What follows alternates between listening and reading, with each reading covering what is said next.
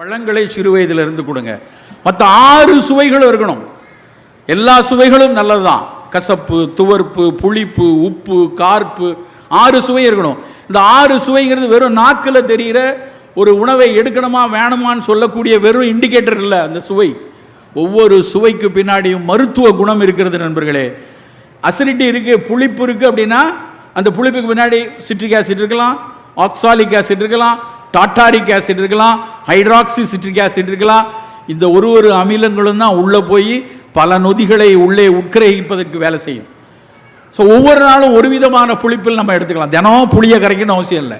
ஒரு நாள் தக்காளி பழத்தில் சாப்பிடுங்க, ஒரு நாள் எலுமிச்சம் பழத்தில் சாப்பிடுங்க. அப்படி புளி, வேறுபட்ட புளி, குடம்புளின்னு ஒன்று இருக்குது. எத்தனை பேருக்கு தெரியும் தெரியல. குடம்புளிங்கிறது மீனை சமைக்கிறதுக்கு கேரளத்தில் பயன்படுத்துவாங்க. இங்கே கொங்கன் ஏரியா இருக்கு இல்லையா, மலபார் கொங்கன் ஏரியா, அங்கெல்லாம் அந்த குடம்புளி பயன்படுத்துவாங்க. குடம்புளியில் இருக்கிறது ஹைட்ராக்சி சிட்ரிக் ஆசிட். ரொம்ப முக்கியமான விஷயம் என்னன்னா, அது ஒன்று தான் கொழுப்பை கரைக்கக்கூடியது. ஃபேட் பர்னருங்கிறான். அடிப்போஸில் ஃபேட் இருந்தாலும் சரி, உடம்புல இருக்க கொழுப்பை கரைக்கக்கூடியது அந்த குடம்புளி. அதை பயன்படுத்தணும். அப்போ சிறு வயதிலிருந்தே எடுக்கக்கூடிய முனைப்பில் முதல் விஷயம் இனிப்பை நேரடி வெள்ளை சர்க்கரை இல்லாமல் பழங்களிலிருந்து எடுத்துக்கொள்வோம். அதுக்கு மேலே வேணும்னா கொஞ்சம் நாட்டு சர்க்கரை, கொஞ்சம் போல கரும்பு வெல்லம், கொஞ்சம் போல பனங்கருப்பட்டி, கொஞ்சம் தேன் பயன்படுத்தி கொள்ளலாம் குழந்தைகளை பொறுத்த வரைக்கும். உப்பு, இந்த உலகத்தில் நம்ம யார் சொன்னான்னு தெரில, உப்பில்லா பண்டம் குப்பையிலேன்னாங்க. அந்த பொருள் நல்லா தெரிஞ்சுக்கணும். உப்பில்லா பண்டம் குப்பையிலேன்னா அதுக்கு எல்லா பண்டத்துலேயும் உப்பு போடு, இல்லைன்னா குப்பையில் போடுன்னு அர்த்தம் கிடையாது. உப்பு போடலைன்னா சில காலம் கழித்து அது கெட்டு போய்விடும். கெட்டு போனால் அதை நீ குப்பையில் தான் போடணும். அப்போ எந்த பொருளை நீ சேமித்து வைக்கணுமோ அந்த பொருளுக்கு நீ உப்பு போட்டுக்கோன்னு அர்த்தம். அதுக்காக எல்லாத்துலேயும் உப்பு போட்டு நிலைமை என்ன தெரியுமா? இன்னைக்கு உலக சுகாதார நிறுவனம் ஒரு நாளைக்கு 4 கிராம் தான் உப்பு சாப்பிட சொல்லியிருக்கு. ஒரு நாளைக்கு 4 கிராம். நம்ம எல்லாரும் எவ்வளோ சாப்பிட்றோம் தெரியுமா? ஒரு நாளைக்கு குறைந்த அளவு 8 கிராம் சாப்பிட்றோம், டபுள் மடங்கு. அதுக்கு வேற தெரியாமல் கொஞ்சம் உப்பு குறைஞ்சேன்னா வீட்டம்மா அப்படி முறைக்கிறது, அப்படியே உப்பு சொரணை இல்லாதவன் ஆக்கிடுறேன்னு நினச்சியா அப்படின்னு சண்டை போடுறது. ஊறுகாய் இல்லாமல் நான்லாம் மோர் சோறு சாப்பிட மாட்டேன் சார், அது சில குரூப்பு. தயவு செய்து உப்பை தயவு செய்து குறைங்கள். ஊறுகாயெல்லாம் வேண்டாம், தொக்குலாம் வேண்டாம். வெளிநாடுகள்லாம் என்ன பிரச்சனைன்னா, இங்கேருந்து அத்தனை ஸ்வீட் ஸ்டால்லையும் விற்கிறாங்க இல்லையா, அதில் இருக்கக்கூடிய தொக்கை பாட்டிலாக வாங்கி அடுக்கி வச்சுருக்காங்க. இங்கேருந்து இந்த பிள்ளை பார்க்குறதுக்காக போகிறாங்களே அப்பா அம்மாக்கள், பிள்ளைய வளர்க்குறது, குண்டி கழுவி விடுறதுக்கு, தூக்குறது, தடக்கிறதுன்னு தூக்கிட்டு போகிற அத்தனை அப்பா அம்மாவும் சட்டியாக தூக்கிட்டு போகிற விஷயம் வந்து தொக்கு ஊறுகாய் 6 மாதத்துக்கு வேணுங்க. 6 மாதம் நான் இருக்க போகிறேன், விசா அதோட முடியும். அது வரைக்கும் ஒரு 15 பாட்டில் ஏத்தாப்பில் கடையில் போய் வாங்கிட்டு போயிடுவாங்க. அதை வாங்கி கொண்டு போய் வச்சு அதை போட்டு சோத்தில் போட்டு சாப்பிட்றது. நண்பர்களே, நமக்கு உப்பு வேண்டாம், உப்பு குறைத்தாகணும். இனிப்பையும் உப்பையும் குறைக்கணும், கசப்பையும் துவர்ப்பையும் கூட்டணும். சிறு வயதிலிருந்தே எந்த பொருள் கசப்பாக இருக்கோ, எந்த பொருள் துவர்ப்பாக இருக்கோ அது மருத்துவ குணம் உடையது. உலகமே ஊரே கொண்டாடியது நிலவேம்பு கஷாயம். ஏன் நிலவேம்பு ஏன் அவ்வளவு கொண்டாடப்பட்டுச்சு?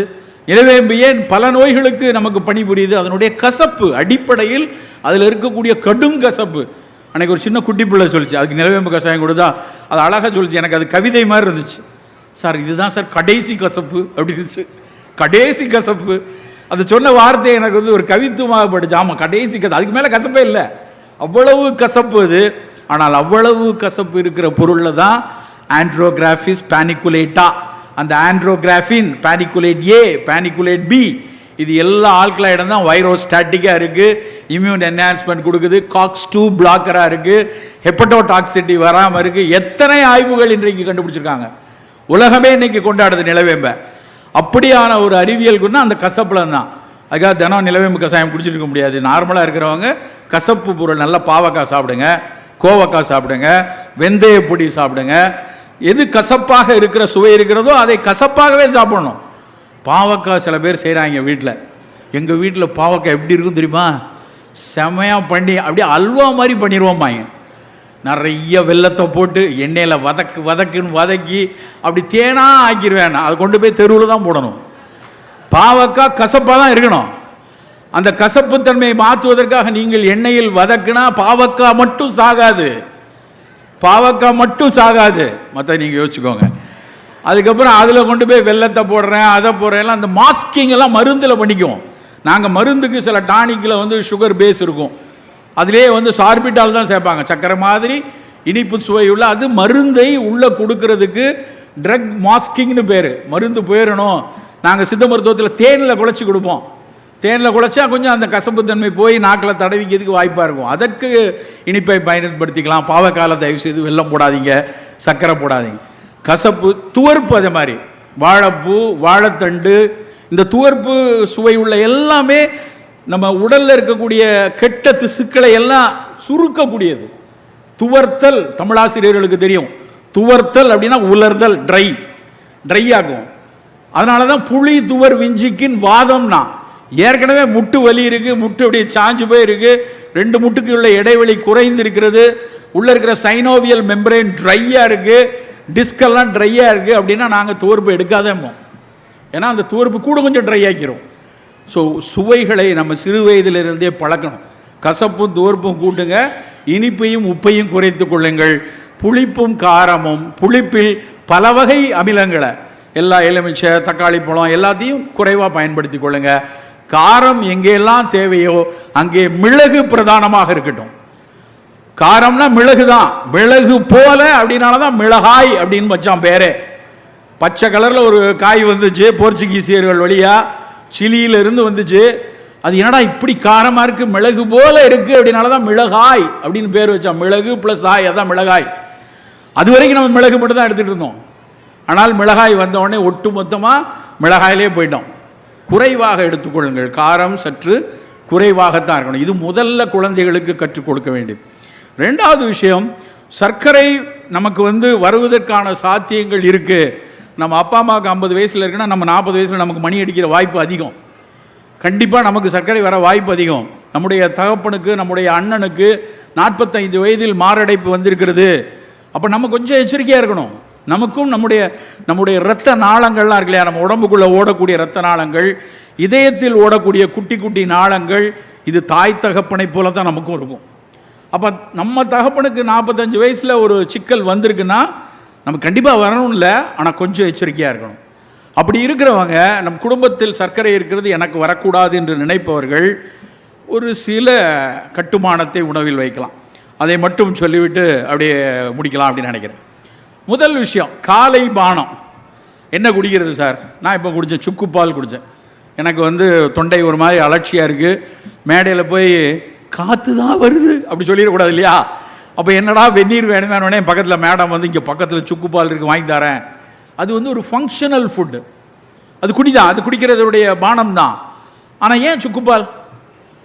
அது வந்து சூடு கொடுப்பதோடு இதம் கொடுப்பதோடு ஒரு குட்டியோண்டு மருத்துவ குணத்தை வைத்திருக்கிறது. அது சுக்கு இருக்கு அதில். காலை இஞ்சி, கடும்பகல் சுக்கு, மாலை கடுக்காய் என்று சொல்லி இருக்கிறது சித்த மருத்துவம்.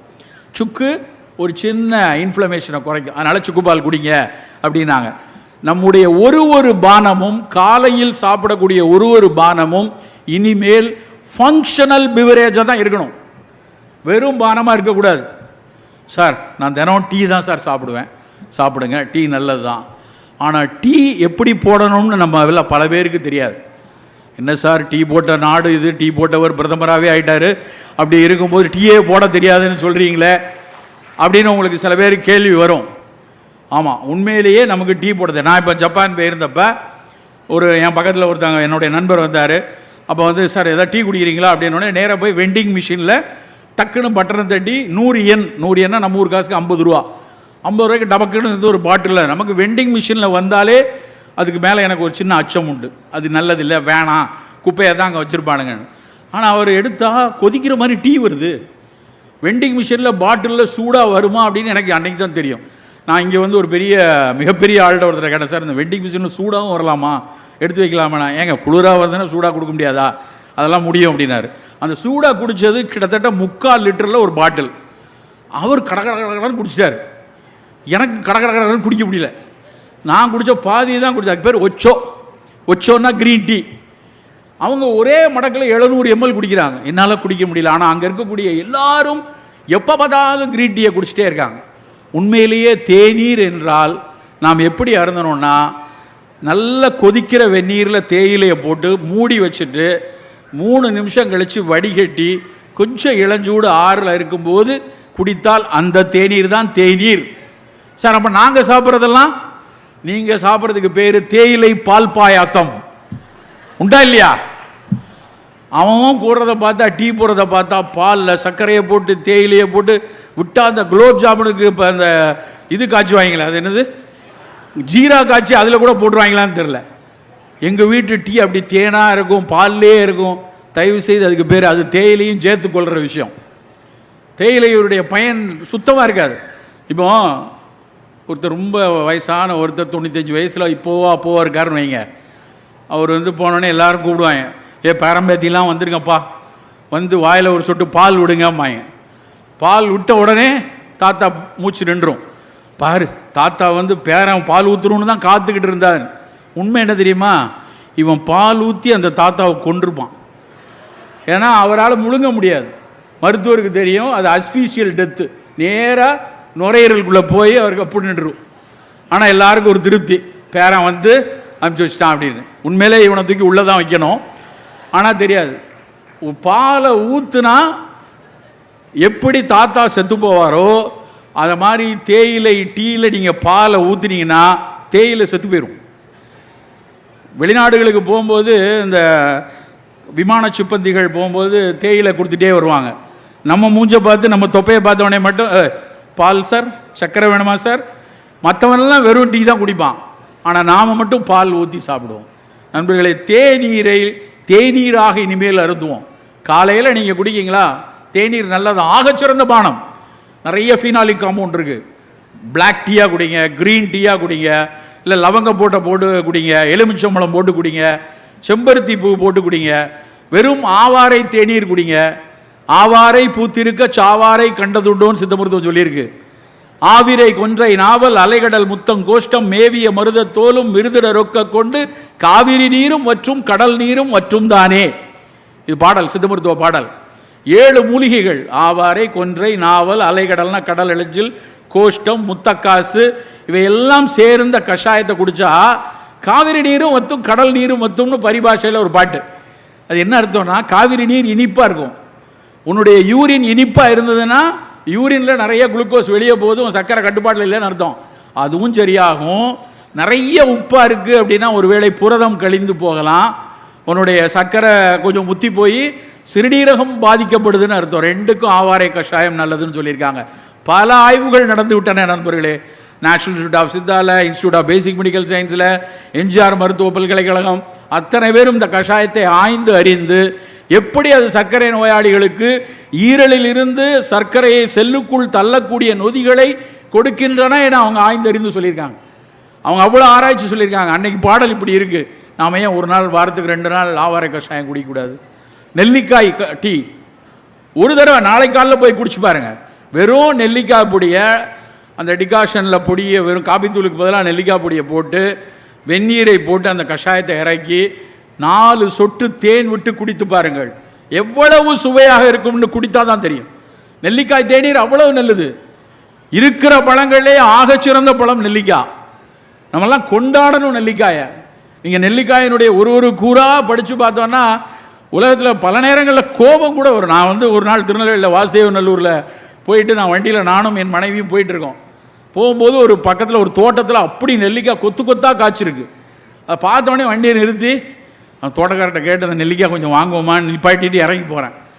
தோட்டக்காரர் மட்டும் தனியாக இருக்கார். கிட்டத்தட்ட 100கணக்கான மரம், நெல்லிக்காய் மரம் எப்படி கொத்து கொத்தாக காய்ச்சிருக்கு உங்களுக்கு தெரியும் இல்லையா? மரமே வந்து காயாக தான் இருக்கும், அவ்வளோ காய்ச்சிருக்கு. நான் போய் அந்த தோட்டக்காரர்கிட்ட, சார் கொஞ்சம் நெல்லிக்காய் வாங்கணும்னு நினைக்கிறேன், நான் சென்னையில் இருக்கேன் சார், இது பார்த்தா அழகாக இருக்குது, கொஞ்சம் நெல்லிக்காய் வாங்கிக்கலாமான்னு கேட்டவொடனே அவர் என்ன பதில் சொன்னார் தெரியுமா? எவ்வளோ வேணுமா போய் எடுத்துக்கோயா, யாரும் பறிக்கிறதுக்கு ஆள் இல்லை. உண்மையிலே எனக்கு வேதனையாக இருந்தது. அதெல்லாம் கொடுக்க முடியாதுன்னு சொல்லியிருந்தாருன்னா சந்தோஷப்பட்டிருப்பேன். இது ரொம்ப விலை, 100 ரூபா 200 ரூபா அப்படின்னு சொல்லியிருந்தா சந்தோஷப்படுவேன். அவர் சொல்கிறாரு, 5 ரூபாய்க்கு வாங்குறதுக்கு ஆள் இல்லை, கிலோ 5 ரூபாய்க்கு வாங்க ஆள் இல்லை, காய்த்து கொட்டி கிடக்குது. ஒன்று தெரியுமா, நெல்லிக்காயில் இருக்கக்கூடிய விட்டமின் சி அளவு, ஒரு நெல்லிக்காயில் இருக்கக்கூடிய விட்டமின் சி 3 ஆரஞ்சு பழத்துக்கு சமம். விட்டமின் சி இல்லாமல் அதில் இருக்கக்கூடிய ஃபீனாலிக் காம்பவுண்ட்ஸ், அதில் இருக்கக்கூடிய டேனின், அதில் இருக்கக்கூடிய ஃபைபர், அதெல்லாம் விடுங்க. நெல்லிக்காயை கடித்து சாப்பிட்டுட்டு தண்ணி குடிச்சிட்டு உனக்கு இனிக்குதா எனக்கு இனிக்குதான்னு ஸ்கூலில் விளையாண்டோமே, அதில் இருக்கக்கூடிய ஒரு அழகியல், அதில் இருக்கக்கூடிய ஒரு கவித்துவம் யாருக்கு தெரியும்? இன்னைக்கு அந்த நெல்லிக்காய் எத்தனை நல்ல குணங்களை கொடுக்கிறது. ஔவை அதியமான் கொடுத்தா, அதியமான் அதை ஔவைக்கு கொடுத்தார், அதியமான் ஔவை கொடுத்து தமிழ் மூதாட்டி நீ குடிச்சு, இதெல்லாம் படிச்சிருக்கோம். எவ்வளவு மருத்துவ கடிவு வந்திருக்கு. HIV வரைக்கும் அது ஆய்வு செய்யப்பட்டது. அது அடாப்டிவ் இம்யூன் சிஸ்டத்தில் பல ஆய்வுகள் அதில் நடந்திருக்கு. நாம் ஏன் ஒவ்வொருத்தரும் இன்றைக்கி இங்கே இருக்கீங்க, உங்கள் வீடுகளில் இங்கே இருக்கக்கூடியதில் 25-30% பேருடைய வீடுகளில் கண்டிப்பாக ஆப்பிள் இருக்கும். ஒரு ஆப்பிளாவது வச்சுருப்போம். ஆனால் எத்தனை பேர் வீட்டில் நெல்லிக்காய் இருக்கிறது? இருக்காது. நாம் ஏன் நெல்லிக்காய் வாங்கி வைக்கக்கூடாது? தினம் ஒரு நெல்லிக்காய் சாப்பிடுவோமே, தினம் ஒரு நெல்லிக்காய், தினம் ஒரு வாழைப்பழம். அப்படி நெல்லிக்காயாக சாப்பிடாம நெல்லிக்காய் வற்றலாக பொடியாக வைத்திருந்து அதை தேநீராக குடித்தால் கூட ஒரு 80% நெல்லிக்காயின் குணம் நமக்கு கிடைக்கும். ஸோ காலை பானம் இனிமேல் ஃபங்க்ஷனல் பிவரேஜாக இருக்கணும். அப்படி நம்ம எடுத்துக்கொள்வோம். வெயில் வரப்போது, வந்தாச்சு, இப்போமே வெயில் வந்தாச்சு. இனிமேல் இருக்கக்கூடிய காலத்தில் காலை பானத்தில் ஆக சிறந்த பானம் நீராகாரம். எல்லாம் முந்தின நாள் சோத்தில் தண்ணியை விட்டு வச்சு கரைச்சி கொஞ்சோளம் மோர் விட்டு காலையில் குடிக்கலாம். இந்த நீராகாரத்தை 2002-03 நானெல்லாம் பேசியிருக்கேன். அப்போல்லாம் எல்லாம் பழைய சோறெல்லாம் சாப்பிட்றது அதெல்லாம் நல்லது இல்லையே, அது எப்படி நல்லது அப்படின்னு பேசுகிறவங்க என்கிட்ட பேசுகிறவங்க உண்டு. இன்றைக்கி ஸ்டான்லி மருத்துவக் கல்லூரியிலேருந்து இவ்வளோ தடி புஸ்தகம் போட்டாங்க.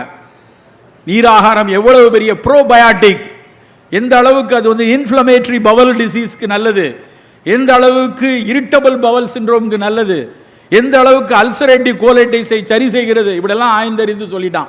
ப்ரோபயாட்டிக்ஸ் அவ்வளவு இருக்கு. உன் குடலுக்கு இருக்கக்கூடிய பாக்டீரியாக்கள் நல்லா இருந்தால் தான் இனிமேல் உன்னுடைய வாழ்வு நல்லா இருக்கும்னு அறிவியல் ஆய்வுகள் சொல்லிக்கொண்டே இருக்காங்க. நான் பேசும்போது ஒன் ஹெல்த்தில் மண்ணுக்கு கீழே இருக்கக்கூடிய நுண்ணுயிரிகளை நல்லா பத்திரமா பார்த்துக்கணும்னு சொன்னேன் இல்லையா? அதே மாதிரி வயிற்றுக்குள்ளே இருக்கக்கூடிய பாக்டீரியாவை மிக பத்திரமா பார்த்துக்கணும். Cut biome, cut biota, second genome என்கிறார்கள். நம்மெல்லாம் முன்னாடி நினச்சோம் வயிற்றில் இருக்கக்கூடிய பாக்டீரியா போச்சுன்னா ஜீரணம் நல்லா இருக்காதுன்னு. இப்போ என்ன சொல்லலாம் தெரியுமா? உன் சிந்திக்கக்கூடிய திறன் நல்லா இருக்காதுங்கிறான். உன்னுடைய சிந்தனை வளம், அதாவது கட் பயோம், பிரெயின், அது ரெண்டுக்கும் உள்ள கனெக்ஷனை இன்னைக்கு நிறைய ஆராய்ந்து சொல்கிறார்கள். ஆட்டிச குழந்தைகளுக்கு அது எப்படி இந்த நோய் வந்திருக்கும், எப்படி அவர்களுக்கு சிரமம் வருதெல்லாம் பார்க்கும்போது வீனிங் பீரியடுக்கு அப்புறம் ஒருவேளை அந்த பாக்டீரியாஸ் குறைந்திருக்கிறதோ என்ற ஐயம் வந்துருச்சு. அப்படியான ஆய்வுகள் கூடிக்கொண்டே இருக்குது. ஒரே ஒரு சின்ன நடந்த வரலாற்று சம்பவம் உங்களுக்கு தெரிஞ்சிருக்கணும். இப்போ நமக்கு ஹார்ட் டிரான்ஸ்பிளான்ட் தெரியும், கிட்னி டிரான்ஸ்பிளான்ட் தெரியும், லிவர் டிரான்ஸ்பிளான்ட் தெரியும். ஏதாவது உறுப்பு வேலையாக போச்சுன்னா இன்னொரு உறுப்பை தூக்கி வைக்கிறோம். அப்படி ஒரு டிரான்ஸ்பிளான்ட் நடந்தது. என்ன டிரான்ஸ்பிளான்ட் தெரியுமா? Faecal transplant. குடலில் புண்வாப்பட்டு ப்ரோபயாட்டிக்ஸ் எல்லாம் உள்ளே போகாமல் உள்ள நல்லது பாக்டீரியா வேணும் அப்படிங்கிறப்ப ஒரு நல்ல மலத்தை, நல்லா புரிஞ்சுக்கணும், நல்ல மலத்தை, ஒரு ஆரோக்கியமான மனிதனுடைய கழிவை, அந்த மலக்கழிவை எடுத்து இந்த மாதிரி அடிக்கடி நோய்வாய்ப்பட்டு இருக்கிற ஒருத்தனுடைய குடலில் கொண்டு போய் டிரான்ஸ்பிளான்ட் பண்ணாங்க. நீங்கள் போய் கூகுள் பண்ணி பாருங்கள், சும்மா கதை சொல்லலை. ஃபீக்கல் டிரான்ஸ்பிளான்ட்னு பேர். அந்த ஃபீக்கல் டிரான்ஸ்பிளான்ட் பண்ணோடனே இவங்க எதிர்பார்த்தது என்ன அப்படின்னா, இந்த பாக்டீரியாலாம் அங்கே வரும், அவருக்கு அந்த மலக்குடல் நோய் சரியாகும் அப்படி தான் அவங்க நினச்சாங்க. சொன்ன மாதிரியே சரியாச்சு. நிறையா பாக்டீரியா, நல்லது செய்கிற பாக்டீரியாலாம் வந்துச்சு. ஆனால் அதோடு நிற்கலை. எந்த மனிதரிடம் மலத்தை எடுத்து கொண்டு வந்து இங்கே வச்சாரோ அந்த மனிதன் மாதிரியே இவர் பிஹேவ் பண்ண ஆரம்பிச்சிட்டார். என்ன பிரெயினியா டிரான்ஸ்பிளான்ட் பண்ணாங்க? வெறும் மலக்கழிவு. அப்போ தான் கண்டுபிடிச்சா அந்த மலக்கழிவில் இருக்கக்கூடிய பாக்டீரியாக்களுக்கும் பிரெயினுக்கும் ஒரு தொடர்பு இருக்குது அப்படிங்கிறத கண்டுபிடிச்சி இன்றைக்கு தொடர்ந்து அந்த ஆய்வுகள் பல மில்லியன் டாலர் ஆய்வுகள் நடந்து கொண்டே இருக்கிறது. இப்போ கேப்சூலாலாம் வந்துருச்சு. இந்த மலம் கேப்சூலாக எப்படி மலத்தை அள்ளி கொடுத்தா எப்படி சாப்பிட முடியும் அப்படின்னு அதிலிருந்து கேப்சூல் டேப்லெட்லாம் இன்றைக்கி வர ஆரம்பிச்சிருச்சு. நண்பர்களே, குடலில் இருக்கக்கூடிய நல்லது செய்கிற பாக்டீரியாக்களை பாதுகாக்கணும்னா வரக்கூடிய வெயில் காலத்தில் அதனுடைய முதல் முயற்சியாக நீராகாரத்தை அருந்துவோம். நல்ல நீராகாரம் எடுப்போம். சரி, காலை குடிச்சாச்சு. காலை சாப்பாடு அப்படின்னா நம்ம உடனே ஞாபகம் வர்றது இட்லி, தோசை, பொங்கல், வடை, பூரி, மசால் தோசை, இதுதான் எல்லார் மனசுலேயும் வருது. அது வேற, இட்லியோடு அந்த வடை ஏண்டா சேர்ந்தே வருது? ஏதோ விஜயும் திரிசாவும் மாதிரி எப்போ பார்த்தாலும் அது ஜோடியாகவே வரணுமா? எங்கேருந்து ரெண்டும் ஒன்றாச்சு? நானும் பல தடவை யோசிச்சிருக்கேன். சங்க இலக்கியத்தில் வடை முதல்லே இருக்குது. உளுந்து தலை பெய்தின்னு பாடல் இருக்குது. இட்லி 13ஆம் நூற்றாண்டில் தான் வந்ததாக பல மச்சேந்திர புராணம் எல்லாத்தையும் படிச்சிருக்கோம். இட்லி லேட்டாக வந்துச்சு. நம்ம பல்லவ மன்னன் ஒருத்தன் இந்தோனேஷிய பொண்ணை தூக்கிட்டு வந்துட்டான். அங்கே போய் பொண்ணு எடுத்துகிட்டு வந்தோடனே அவங்க அப்பா ஐயோ பாவம், இப்போ இருக்க ஐயோ பாவம் மாதிரியே அவர் கொஞ்சம் பல்லவ உணவு அறிஞர்கள் எல்லாம் கூட சேர்த்து அந்த பிள்ளையோட சேர்த்து அனுப்பிச்சி விட்டார். அவன் அங்கேருந்து வந்தவன், அவன் வெறும் அரிசியிலேயே அந்த டம்ப்ளிங் அப்படிலாம் செஞ்சு சாப்பிட்டுட்டு இருந்தவனுங்க. இவங்க உளுந்து நிறைய சேர்க்குறாங்களேன்னு அந்த பையங்க வந்து அரிசியும் உளுந்தையும் சேர்த்தா இட்லி 13ஆம் நூற்றாண்டில் வந்துச்சு. தோசை கூட அதுக்கப்புறம் தான் வந்துச்சான். 14 15 தான் தோசை வந்திருக்கு.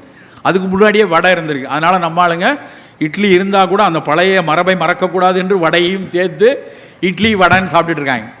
நண்பர்களை கொஞ்ச நாளைக்கு அதை நிறுத்துவோம்.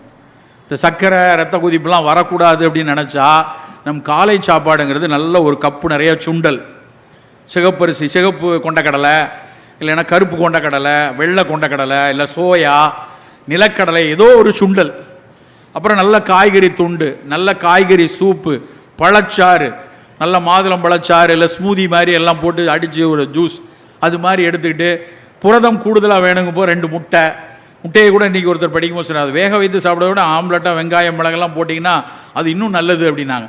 அப்படி ஏதோ ஒரு வகையில் 2 முட்டை, இல்லை முட்டையெல்லாம் சாப்பிட மாட்டேன்னா சரி, முட்டை சாப்பிட மாட்டேங்கன்னா வேறு புரதங்கள், ஒரு நிலக்கடலையோ இல்லை பாதாம் பருப்போ அப்படியான சாப்பாடு தான் சாப்பிடணும். நான் ஒரு கூட்டத்தில் இப்படி பேசுகிறோடனே, சார் முதல்ல நல்ல சுண்டல், அப்புறம் கொஞ்சம் சூப்பு, கொஞ்சம் மாதுளம்பழச்சாறு, 2 முட்டை அப்படின்னு சொன்னேன். சார் இதெல்லாம் பிஃபோர் ஃபுட்டா ஆஃப்டர் ஃபுட்டாங்கிறான்.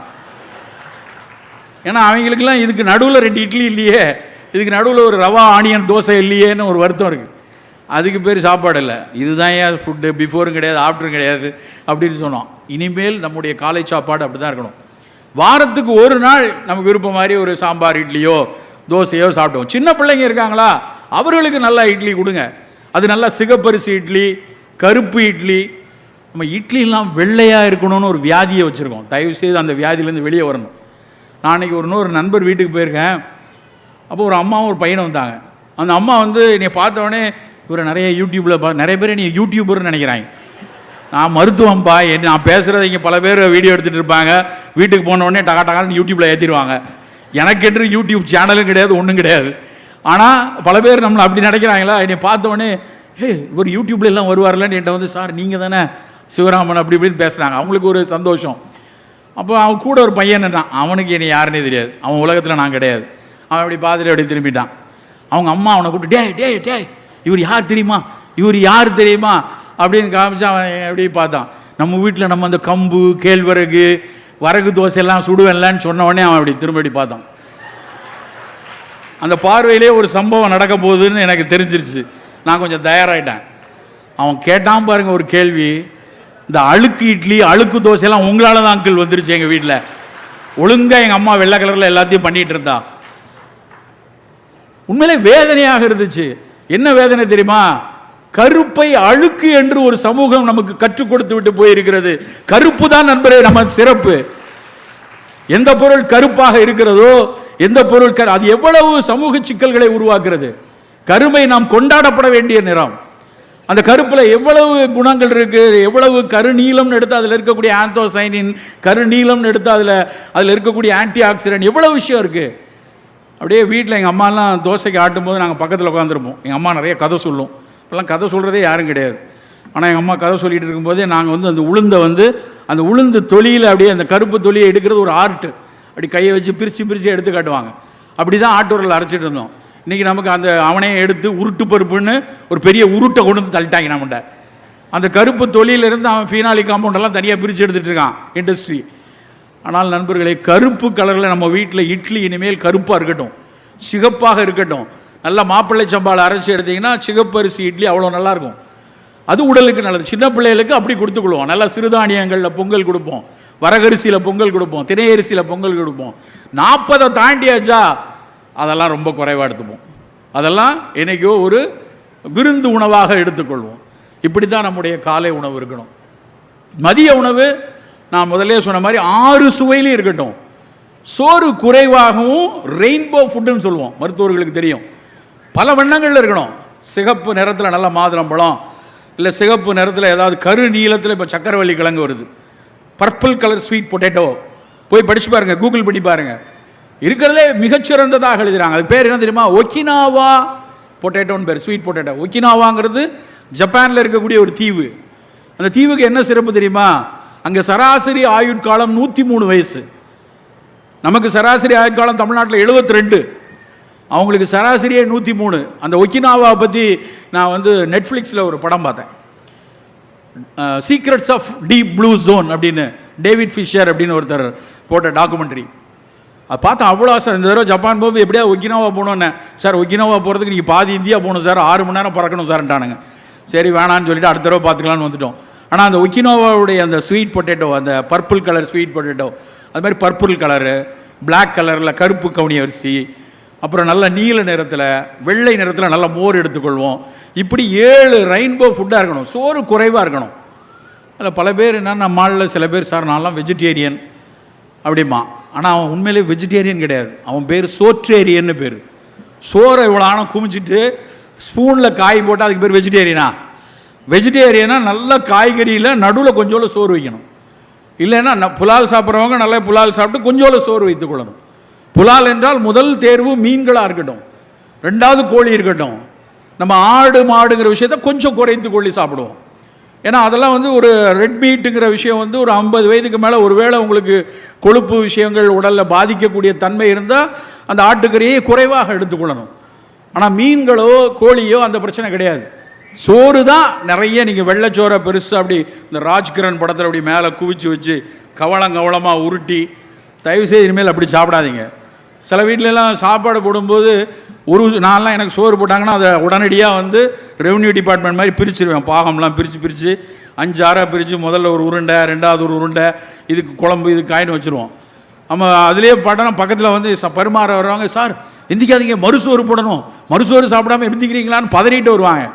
தயவுசெய்து உங்கள் வீட்டுக்காரங்க எல்லோரும் நல்லா இருக்கணும்னா மறுசோறே போடாதீங்க. ஒரு சோறு போதும், ஒரே ஒரு கரண்டி போட்டால் போதும். அந்த ஒரு கரண்டியும் இனிமேல் தயவு செய்து சோறு பரிமாறுவதற்கு இந்த அன்னக்கரண்டியை பயன்படுத்தாதீங்க. இந்த அன்னக்கரண்டியை பார்க்கும் போதெல்லாம் எனக்கு இந்த பிடபிள்யூடி ஆஃபீஸில் இருக்க பொக்லைன் எந்திரம் மாதிரியே தெரியும். அப்படியே பாளமாக சோறு எடுத்து நம்ம ஒருத்தங்க நான் உலகம் முழுக்க பயணித்திருக்கிறேன், எங்கேயுமே அந்த கரண்டி கிடையாது. எங்கேயாவது அப்படியான கரண்டியில் யாராவது எடுத்து வைக்கிறத பார்க்க, நம்மால் மட்டும் இப்படி சொலவு மாதிரி ஒரு கரண்டியை கண்டுபிடிச்சி வச்சுருக்கான். சோறு தயவு செய்து இனிமேல் ஸ்பூனில் எடுங்க. ஸ்பூனில் எடுத்தால் அட்லீஸ்ட் கை வலிச்சாது 4 ஸ்பூனோடு நிறுத்திடுவாங்க. பாளமாக சோறு போடுறது, மறுசோறு போடுறது தான் இன்றைக்கி வியாதியில் பல வியாதிக்கு காரணம். அது மாதிரி வேண்டாம். காய்கறிகள் எடுத்துக்கொள்ளுங்க. அந்த சோறும் நல்ல தூய மல்லிச்சம்பா, கருப்பு கவுனி அரிசி, இப்படி நிறம் உள்ள, பழுப்பு நிறம் உள்ள, நார்ச்சத்து உள்ள, அதில் நிறைய விட்டமின் இருக்குது, நிறைய தயமின் இருக்குது. அப்படியான உணவுகளை நம்ம எடுத்துக்கொள்வோம். இரவு உணவு ரொம்ப முக்கியமானது. இரவு உணவு இனிமேல் போய் சாப்பிடக்கூடாது. நீங்கள் போய் எல்லாரும் போய் படுத்து தூங்கிடுங்க. செவிக்கு உணவு இல்லாத போது வயிற்றுக்கு என்ன அப்படியே தயவு செய்து நீ படுத்துருங்க. ஏன்னா இரவு உணவு 6 மணிக்கு சாப்பிட்றணும், 6:30 மணிக்கு சாப்பிடணும், அதிகபட்சம் 6:30 மணி. இரவுக்கு 9 மணிக்கு, 10:30 மணிக்கு, 11 மணிக்கு சாப்பிட்றது ஏதாவது பரவாயில்ல.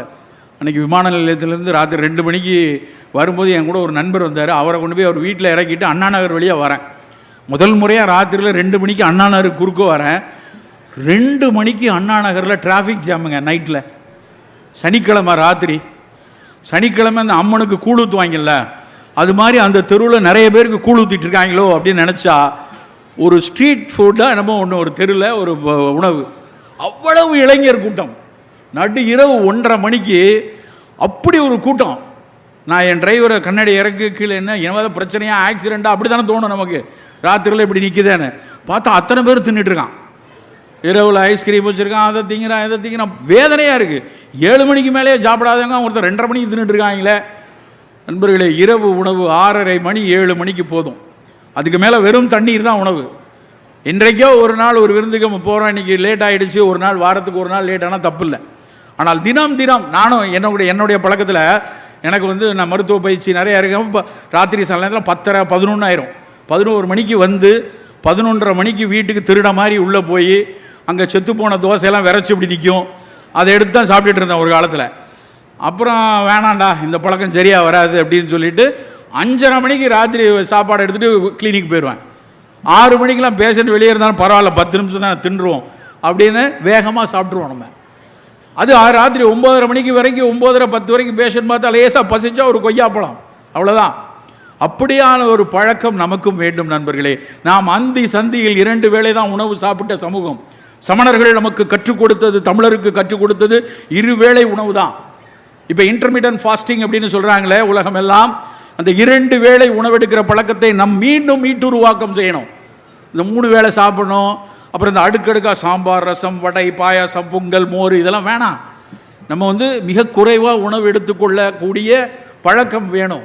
சார் நீங்கள் தமிழ் சமூகத்தில் தமிழை பாராட்டி பேசுகிறவங்க, தமிழினுடைய மரபில் இப்படிலாம் இருந்து நல்லா புரிந்து கொள்ளணும்.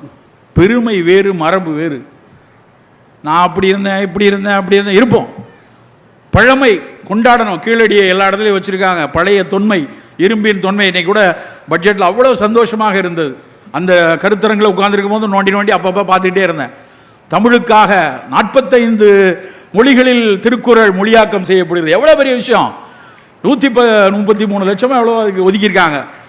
அப்புறம் தமிழ் சமூகத்திற்காகவே பல நாடுகளில் புத்தக கண்காட்சி நடத்த போகிறாங்க. வருஷத்துக்கு 100 புஸ்தகம்னு மொழிபெயர்ப்பு பண்ண போகிறாங்க. அதெல்லாம் பார்க்கும்போது ஆனந்தமாக இருக்கிறது.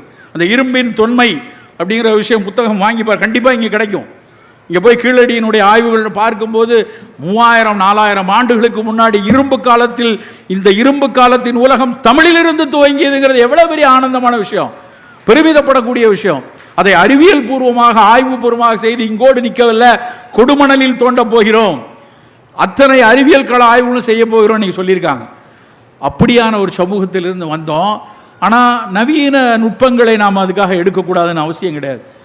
எவ்வளவுக்கு எவ்வளவு மரபு என்றாலே தன்னைத்தானே புதுப்பித்து கொண்டே இன்றைய உலகத்துக்கு ஏற்று வர்றதான் மரபு. பழமை பாதுகாக்கப்பட வேண்டியது. அழகாக ஒரு கோயில் இருக்குது, அழகாக ஒரு சிற்பங்கள் இருக்குது, அதை பத்திரமா பாதுகாப்பாக வச்சுப்போம்.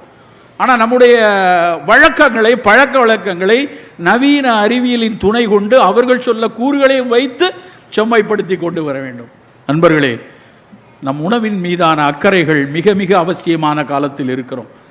கடைசியாக ஒரு விஷயத்தை மட்டும் சொல்லி முடிக்கிறேன். நாம் அடுப்பங்கரையில் கூடுதலாக செலவழிக்கக்கூடிய 20 நிமிடங்கள், நம் அடுப்பங்கரையில் கூடுதலாக செலவழிக்கக்கூடிய 20 நிமிடங்கள் நம் ஆயுட்காலத்தில் கூடுதலாக 20 வருடங்களை தரும். நண்பர்களே, ஒரு சின்ன மெனக்கெடல், ஒரு குட்டி கரிசனம் மட்டும்தான் வேணும். இது ரொம்ப ரொம்ப முக்கியமான விஷயம்.